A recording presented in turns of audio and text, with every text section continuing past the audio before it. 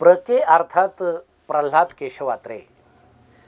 खरं म्हणजे हे अष्टपैलू व्यक्तिमत्व वेगवेगळ्या रूपात आपण त्यांना ओळखतो, परंतु त्यांच्या काही रूपाकडे जे आपलं काहीसं दुर्लक्ष झालेलं आहे. मग ते एक विनोदी साहित्यिक होते, विनोदी वक्ते होते, मोठमोठ्या सभा ते जिंकायचे, मोठमोठ्या व्यक्तींनासुद्धा त्यांच्यावर शाब्दिक हल्ला करताना ते डगमगत नसायचे. त्यामुळे त्यांचे व्यक्तिमत्वाचे हे पैलू सर्व महाराष्ट्राला माहिती आहेत. परंतु शिक्षक म्हणून अत्रेंनी जे काम केलेलं आहे, जे काही या सगळ्या प्रतिमेमध्ये बाजूला पडलेलं आहे, मला वाटतं इतर शिक्षकांनी त्या बाबतीत जर अत्रेंकडे पाहिलं तर अत्रे एक उत्तम आणि हाडाचे शिक्षक होते. आणि ते शिक्षकसुद्धा इतके गमतीनं झालेले होते. म्हणजे पूर्वीच्या काळी असं सहजासहजी माणूस शिक्षक व्हायचं. म्हणजे गावामध्ये कोणी 7वी असला की चल तू शिक्षक झाला वगैरे असं.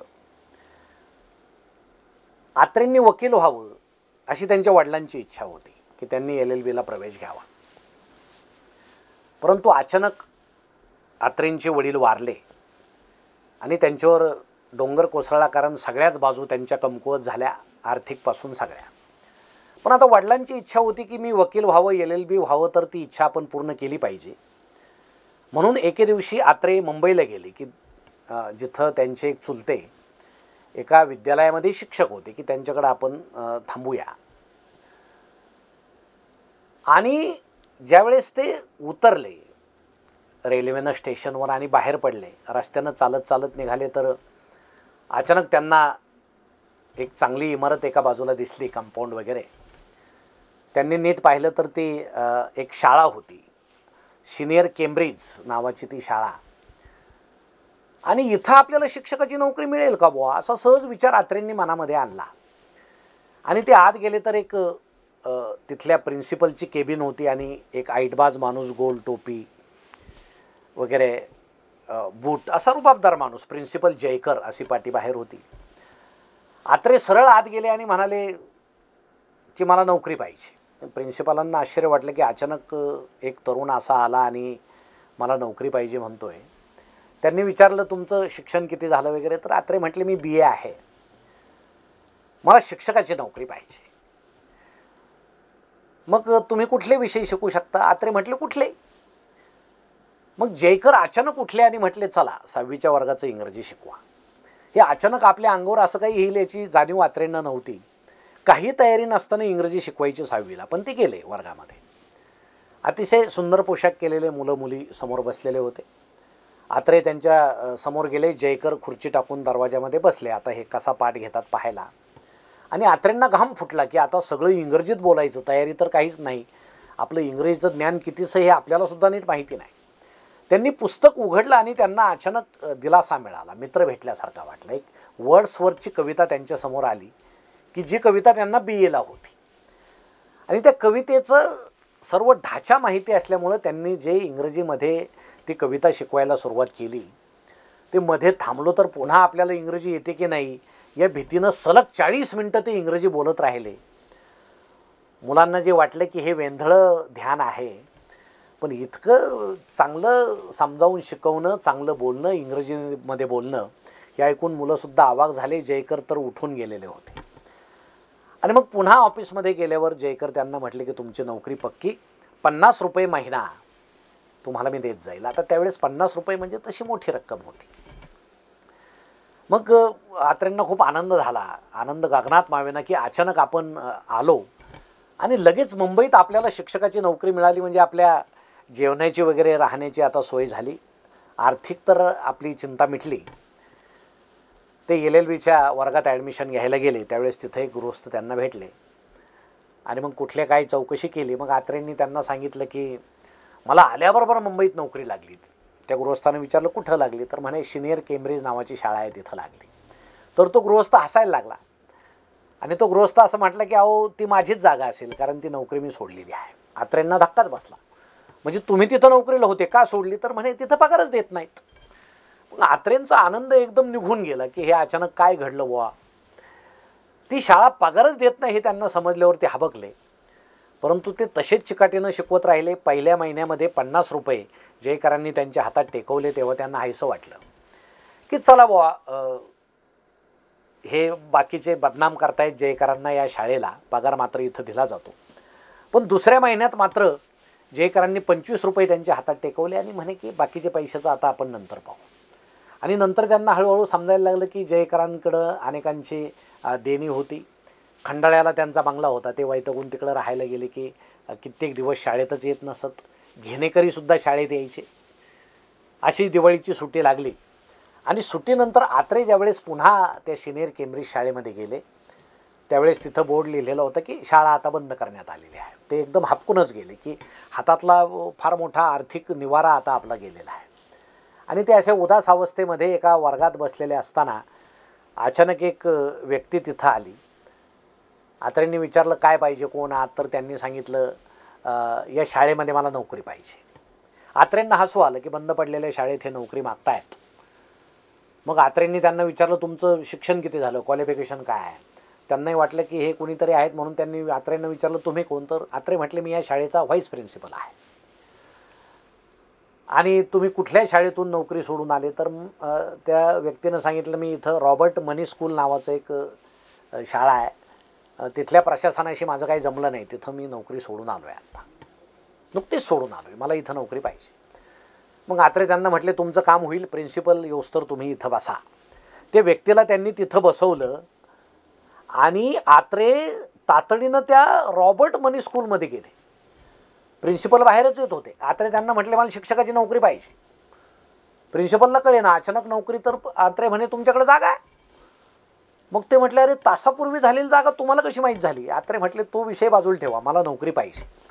त्यांचा तो धाडशीपणा आवडला आणि ज्यावेळेस ते सिनियर केम्ब्रिजमध्ये शिकवायला होते, 6वी 7वीला वगैरे इंग्रजी शिकवत होते, त्यावेळेस लगेचच त्यांना 60 रुपये महिन्यानं त्या रॉबर्ट मनी स्कूलमध्ये नोकरी लागली.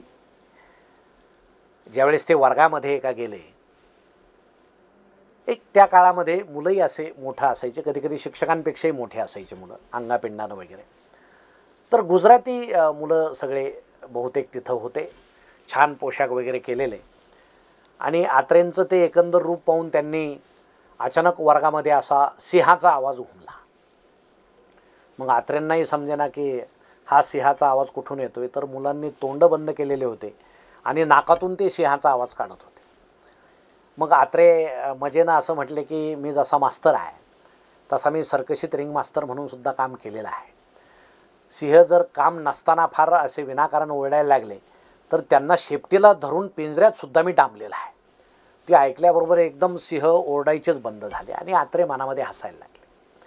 असं त्यांचं ते आयुष्य मजेत सुरू असताना शिक्षक म्हणून शिकवायला त्यांना फार आवडायचं. पण अचानक आत्रे आजारी पडले आणि डॉक्टरांनी त्यांना सांगितलं की तुम्हाला मुंबई सोडावी लागेल, इथलं हवामान तुम्हाला मानवणार नाही. अगदी नाईलाजानं जड अंतकरणानं LLBचा विषय तर संपलेलाच होता. आत्रे पुण्यामध्ये आले. तिथं त्यांचा एखादा नातेवाईक त्यांना सल्ला द्यायचा की असे बिछाण्यावर जर तुम्ही लोळत पडलात तर कसे बरे होणार, पर्वतीवर फिरायला जा. मग आत्रे दुसऱ्या दिवशी उठून पर्वतीवर फिरायला गेले तर ते अजून जास्त आजारी पडले. मग दुसरा नातेवाईक असं म्हटलं की इतका आजारी असताना पर्वतीवर फिरण्या वाचून तुमचं काही पडलं होतं का, कशाला पर्वतीवर गेले होते? आत्रेंना अंदाज आला की यांच्यात काय आपण बरे होणार नाही. नगरमध्ये त्यांचे एक जवळचे नातलग होते. आत्रे तिथं आले नगरला आणि पूर्ण बरे झाल्यानंतर पुण्यामध्ये गेले. एका गृहस्थाने त्यांना कॅम्प एज्युकेशनच्या शाळेमध्ये नेलं. लष्कराचा तो विभाग होता.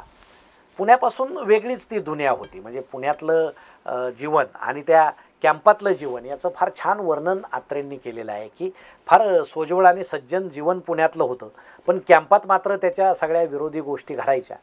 अशी ती कॅम्पातली शाळा मोठी अवखळ, अतिशय अशा टुकार आणि बेकार मुलांनी भरलेली होती.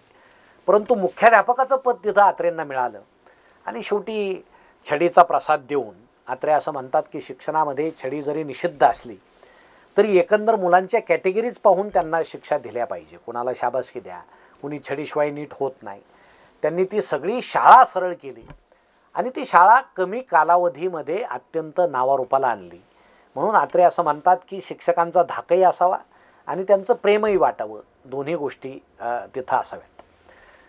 तिथं जे शिक्षक होते त्यांच्याविषयी अत्रे फार गमती सांगतात. पोरं स्वतः शिक्षक असायचे ते. आणि एक शिक्षक नवीन आलेला तर एकदम असा मुलगाच कोणाला तरी वाटायचा. आणि उशिरा आलेल्या मुलांना तिथले एक जुने शिक्षक छड्या द्यायचे. शिक्षकांची संख्याही खूप होती. हे शिक्षक उशिरा आले तर त्या सरांनी त्यांना सांगितलं की हात पुढे करा. ते म्हटले अहो मी शिक्षक आहे. हे जुने शिक्षक हसायला लागले, म्हणे मला बनवता काय, अजून 2 छड्या. म्हणजे ते शिक्षकाला सुद्धा छड्या बसल्या. अजून एका शिक्षकाची गंमत अत्रे सांगायची की अजिबात वर्गावर त्या शिक्षकांचं कंट्रोल नव्हतं. ते बोललेलं मुलांना काही समजत नसायचं. आणि अचानक गावाकडे वडील वारल्यानंतर त्या शिक्षकांना असं ठरवलं की आता ही नोकरी आपल्याला पचणार नाही, आपण ही परवडणार नाही करणं, आपण आता गावी गेलं पाहिजे. आणि म्हणून ते गावाकडं आता मी जातो स्वेच्छानिवृत्ती घेऊन.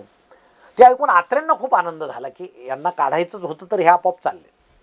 मग ते लवकर जावेत म्हणून त्यांचा निरोप समारंभ अत्रेंनी ठेवला. आणि निरोप समारंभामध्ये खरं म्हणजे आतून आनंदानं पण चेहऱ्यावर दुःख दाखवून अत्रेंनी या शिक्षका इतके चांगले शिक्षक पुन्हा आपल्याला भेटणार नाहीत असं त्यांचं खूप वर्णन केलं. त्या वर्णनाचा परिणाम असा झाला की ते शिक्षक शेवटी भाषणामध्ये असं म्हटले की स्वतः अत्रे सर माझी एवढी स्तुती करतायत, तुम्ही सगळे भरभरून बोलतायत, तर मला जाणीव झाली की या शाळेला माझी गरज आहे, म्हणून आता मी मरेल पण ही शाळा सोडणार नाही. आणि त्यांनी त्या शाळेत थांबायचं ठरवलं. शेवटी त्यांना गावी पाठवायला अत्रेंच्या नाकी नऊ आलं. या फार मोठ्या गमती अत्रे तिथल्या सांगतात.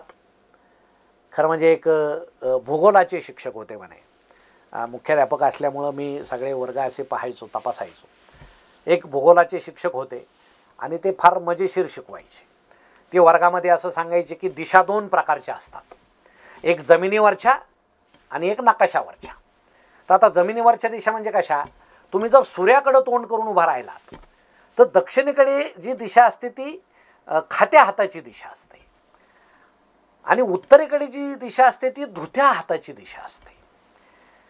त्या उलट नकाशात जर पाहिलं तर डोक्याकडे उत्तर असते, पायाकडे दक्षिण असते. ही अशी गंमत आहे. अत्रेंनी तातडीनं त्यांना थांबवलं आणि सांगितलं की अशा गमती मुलांसमोर करू नका. हे धुतात खातात काय त्या मुलांना तरी समजणार आहे. या अशा फार मजा अत्रे आपल्या शाळेतल्या सांगायचे. परंतु शाळा नावारूपाला आणल्यानंतर तिथल्या प्रशासकांना शेवटी हे आपलं ऐकत नाही म्हणून अत्रेंनाच तिथून काढण्याचा डाव रचला. परंतु अत्रेंनी आपल्या स्वभावानुसार अत्यंत खुबीनं त्यांच्यावर मात केली आणि सगळं प्रशासकीय मंडळच बदलून टाकलं. परंतु ती शाळा नावारूपाला आणायला अत्रेंचे त्यामागे फार कष्ट आहेत. एक उत्तम शिक्षक म्हणून अत्रेंचा गुण आपल्याला त्या ठिकाणी दिसतो. अत्रेंना असं जिज्ञासा होती की आपण नवीन शिकावं. आपण जर शिक्षक आहोत, मुलांना जर ज्ञान द्यायचं असेल तर आपण नवनवीन ज्ञान घेतलं पाहिजे, प्राप्त केलं पाहिजे. कायम जिज्ञासा त्यांना असायची. म्हणून ते सरकार जे ट्रेनिंग घेतं मुलांच्या, शिक्षकांचे प्रशिक्षण वर्ग असतात, त्या प्रशिक्षण वर्गाला ते गेले मुंबईला. आणि तिथं प्राचार्य हॅमले म्हणून होते. अतिशय चांगलं ते शिकवायचे. त्या ट्रेनिंग स्कूलमध्ये अत्रेंनी खूप गती प्राप्त केली. नवीन शिक्षणाविषयी ते शिकले. शिकणं म्हणजे काय, टीचिंग अँड लर्निंग, शिकवणं म्हणजे काय आणि शिकणं म्हणजे काय. तर शिक्षकांनी शिकवायचं, मुलांनी नुसतंच शिकायचं असं नको. तर मुलांनी आपोआप ते आत्मसात करणं म्हणजे शिकणं, स्वतःहून शिकणं, हा नवीन शिक्षणाचा मंत्र आहे. हे अत्रे तिथं शिकले आणि शिक्षणाच्या अनेक व्याख्या त्यांनी पाठ केल्या. आपण शिक्षणाच्या बाबतीत काय काय करू शकतो हे विचार त्यांनी केले. म्हणजे शिक्षकांनी ही गोष्ट लक्षात ठेवावी की अत्रे नुसते विनोदी वक्ते वगैरे राजकारणी ते नंतर झाले. त्यांच्यामध्ये एक खूप सुप्त पद्धतीने एक चांगला शिक्षक दडलेला होता. तिथल्या गमती अत्रे सांगतात त्या ट्रेनिंग स्कूलमधले की आम्हाला मुलांसमोर पाठ घ्यायला लावायचे. मग प्रिन्सिपल हॅमले असं सांगायचे की शक्यतो कृतीयुक्त शिकवा, म्हणजे मुलांच्या ते लक्षात राहतं, कृती करा. मग एका शिक्षकानं काय केलं, एकदा हे मागं हॅमले आणि बाकीचे शिक्षक निरीक्षक परीक्षक म्हणून बसलेले असायचे की पाठ असा आता कसा घेतात हे, आणि एखादी शाळा निवडायची आणि त्या शाळेमध्ये मुलांसमोर पाठ घ्यायचा. तर एका शिक्षकानं काय केलं की स्लिपिंग त्याला शिकवायचं होतं. स्लिपिंग म्हणजे झोपणे. तर त्या बहादरानं कृतीयुक्त शिकवा म्हणजे काय केलं, एक छोटासा बिस्ताराच वर्गामध्ये आणला आणि बिस्ताऱ्यावर झोपायचं आणि ब्लँकेट वरून ओढून घेतलं आणि मुलांना विचारलं, what I am doing? I am sleeping. आणि मग ते 40 मुलं त्या वर्गात होते. प्रत्येक मुलाला बोलवायचे, झोप, ब्लँकेट ओढ, what I am doing? I am sleeping. हे मुलांच्या मनात ती कल्पना रुजली पाहिजे म्हणे. आणि असं तो खेळ 40 मुलं पुन्हा झोपणं पुन्हा उठणं इतक्या वेळ त्या एका शब्दामुळं चालला. आणि ते संपल्यानंतर त्या सरांना खूप आनंद झाला की मी किती कृतीयुक्त शिक्षण मुलांना दिलं. म्हणून हॅमले यांना त्यांनी विचारलं की what do you thinking about my lesson? आणि त्यावेळेस हॅमले म्हटले, I don't know, I am sleeping. त्यावेळेस वर्गात एकच हाशा उसळला. म्हणजे शिक्षकानं अध्यापनात सुद्धा अतिरेक करू नये. तो अतिरेक हा अज्ञानाकडे नेणारा असतो, हे अत्रेंना त्यातून सांगायचं होतं. लॉयर शब्द शिकवायचा होता शिक्षकाला. आता लॉयर म्हणजे वकील, तो कसा दिसतो वगैरे वर्णन करायचं ना, तसं नाही. हे कोट वगैरे घालून हातात बॅग घेऊन गेले आणि मुलांना म्हटले, बॉईज, हू ॲम आय? एक चुणचुणीत मुलगा उभा राहिला आणि त्यानं ताडकन उत्तर दिलं, यू आर ए बार्बर. आत्रे म्हटले, त्या मुलांसमवेत आम्ही 10 मिनिट त्या वर्गामध्ये हसत होतो आणि त्या शिक्षकाची मात्र त्या कृतीयुक्त अध्यापनामुळं चांगली हजामत झाली. आत्रेंना शिक्षणाविषयी इतकं प्रेम होतं आणि शिक्षक त्यांच्या नसानसात भिनलेला होता. ते बीटी झाले. त्यांनी शिक्षकांना शिकवायला सुरुवात केली की तुम्ही अध्यापन कसं करावं, ते रंजक कसं असावं, ते मुलांना समजेल, ते सुरस होईल, त्यासाठी काय काय केलं पाहिजे. असं अनेक शाळांमध्ये जाऊन अनेक शिक्षक जमून आदर्श पाठ घ्यायला त्यांनी सुरुवात केली. त्याची गंमत सांगताना आत्रे असं म्हणतात की एकदा जोशी नावाचे एज्युकेशनल इन्स्पेक्टर आले आणि त्यांनी वेगवेगळ्या शाळा तपासायचं ठरवलं. ते एका शाळेमध्ये गेले आणि तिथल्या शिक्षकाला म्हटले की आता मला एक पाठ घेऊन दाखवा. तर त्या शिक्षकानं इंग्रजीमधला पाठ घेतला, हत्ती आणि 6 आंधळे.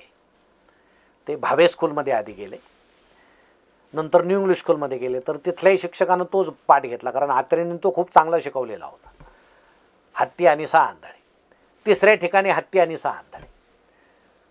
शेवटी ते आत्रेंच्या शाळेमध्ये आले आणि ते इंग्रजीच्या शिक्षकाच्या वर्गाकडे जाताना ते आत्रेंना म्हटले की ते हत्ती आणि 6 आंधळे काय माझी पाठ सोडायला तयार नाहीत. आत्रेंनी विचारलं काय झालं? तर म्हणे आता इथंही या तुमच्या शिक्षकाने तेच घेतलं तर मात्र अवघड होईल. म्हणून ते दरवाज्यात गेले. जोशींनी पाहिलं तर त्या फळ्यासमोर ते चित्र टांगलेलंच होतं, हत्ती आणि 6 आंधळे. म्हणून जोशी आधी त्या शिक्षकांवर ओरडले की आधी तो हत्ती आणि 6 आंधळे बाहेर फेकून द्या, मला अजिबात तुमचा पाठ ऐकायचा नाही. ते शिक्षकसुद्धा घाबरले की हे एवढे का वैतागले असतील बुवा माझ्यावर. आणि मग आत्रे हसायला लागले आणि त्यांच्या लक्षात आलं की सगळे शिक्षकसुद्धा त्या आंधळ्याप्रमाणे अंधानुकरण करतात. नाविन्याचा ध्यास त्यांना नाही, पुन्हा तेच ते शिकतात. ते चुकीचं आहे की काहीतरी नवीन कायम आपण शिकलं पाहिजे. आणि मग आत्रेंनी असं ठरवलं की काहीतरी अजून चांगली डिग्री आपल्याला मिळाली पाहिजे. म्हणून जर TD व्हायचं असेल, टीचर्स डिप्लोमा, तर आपल्याला लंडनला जावं लागेल. लंडन युनिव्हर्सिटीमध्ये पैसे तर नव्हते, एक 5-6 हजार रुपये लागत होते. मग एका मित्रानं कपडे शिवून दिले. असं वेगवेगळ्या लोकांनी मदत केली. एकानं सांगितलं एक लक्षाधीश मनुष्य आहे, तो मदत करतो, त्याचा पत्ता दिला, त्याच्याकडे जा, तो तुला नक्की मदत करेल. आत्रे त्या लक्षाधीश मनुष्याकडे गेले, सगळं सांगितलं की मला आता TD व्हायचं आहे लंडनला जाऊन, तर मला काही आर्थिक मदत करा. तर बराच वेळ ऐकून घेतल्यावर ते लक्षाधीश आत्रेंना असं म्हटले की तुमचं अगदी बरोबर आहे, पण मी असं दान करत नाही, मी नेहमी गुप्त दान करतो. मग आत्रेही मिश्किल होते. ते म्हटले गुप्तदान करा, मी कुणालाही सांगणार नाही. मग ते लक्षाधीश म्हटले की नाही, तसं नाही, मी फक्त गोरक्षणासाठी दान करतो. मग आत्रे उठत म्हणाले की माझं दुर्दैव आहे की मी गाय नाही. आणि तो लक्षाधीशाचा चेहरा पाहण्याच्या आधीच ते बाहेर पडले. परंतु इकडून तिकडून जमवलेल्या पैशातून ते लंडनला गेले. तिथली एकंदर शिक्षणाची अवस्था, समाज त्यांनी पाहिला.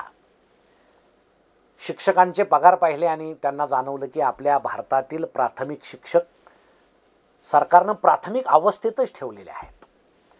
इकडचे शिक्षक किती समृद्ध आहेत.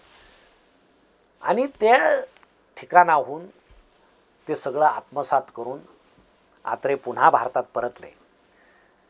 परंतु नंतर ज्या कॅम्प एज्युकेशनमध्ये आत्रेंनी जवळजवळ शिक्षकी पेशामध्ये एकंदर 20 वर्ष घातले, तिथूनच ते म्युन्सिपलला कॉर्पोरेशनला उभे राहिले, निवडून आले आणि नंतर ते राजकारणात पडले. पत्रकारिता आहे, चित्रपट आहे.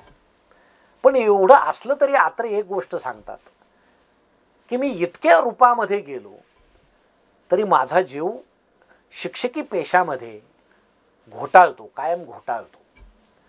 मला ते रूप सगळ्यात जास्त आवडतं. हे आपल्याला सांगण्याचं कारण असं आहे की आत्रेंच्या भाषेमध्ये समाज घडवण्याचा खरा शिल्पकार कोण असेल तर तो शिक्षक आहे. त्याला या समाजानं सन्मान द्यावा. प्रशासन तर सांगतं आम्ही सन्मान द्यायला नाही, आम्ही यांच्यावर लक्ष ठेवायला आहोत. परंतु आता पूर्वी इतका सन्मान शिक्षकांना राहिला नाही असं बोललं जातं. त्याचं कारण आता ही बदलती परिस्थिती आहे, बदलता समाज आहे. शेवटी समुद्रातलं ओंजळभर पाणी आपण घेतलं तर ते गोड आहे अशी अपेक्षा आपण करू नये, ते खारटच असणार आहे. जसा समाज बदलत गेला आणि शिक्षक हा समाजातून आलेला आहे, समाजानंच त्यावर संस्कार केलेले आहेत. हे एवढं जरी असलं तरी आत्रेंच्या शिक्षकी पेशाविषयी सांगण्याचं कारण मला एवढंच आहे की जे कोणी खेड्यापाड्यात नोकरी करणारे शिक्षक आहेत त्यांनी हे लक्षात ठेवा की शिक्षक असून सुद्धा खूप काही करता येतं. त्यासाठी ज्ञानाची लालसा पाहिजे. मी ज्ञान मिळावं आणि ते भरभरून विद्यार्थ्याला द्यावं, ते एक समाधान आहे जे आत्रेंना मिळायचं. मी खूप वाचावं, वेगवेगळे कवी वाचावेत, लेखक वाचावेत. आत्रे स्वतः नाटकं लिहायचे, ते बसवायचे. तिथल्या स्थानिक क्रिकेटच्या टीमचे कॅप्टन होते, ते बॅडमिंटन चांगलं खेळायचे. बहुआयामी व्यक्तिमत्व आणि असा बहुआयामी शिक्षक ज्या विद्यार्थ्यांना लाभला असेल ते सुदैवी म्हणावे लागतील. मला वाटतं जे शिक्षक असतील त्यांच्या विद्यार्थ्यांना सुद्धा आयुष्यभर मला अमुक शिक्षक होते, मी सुदैवी आहे असं म्हणण्याची वेळ यावी. धन्यवाद.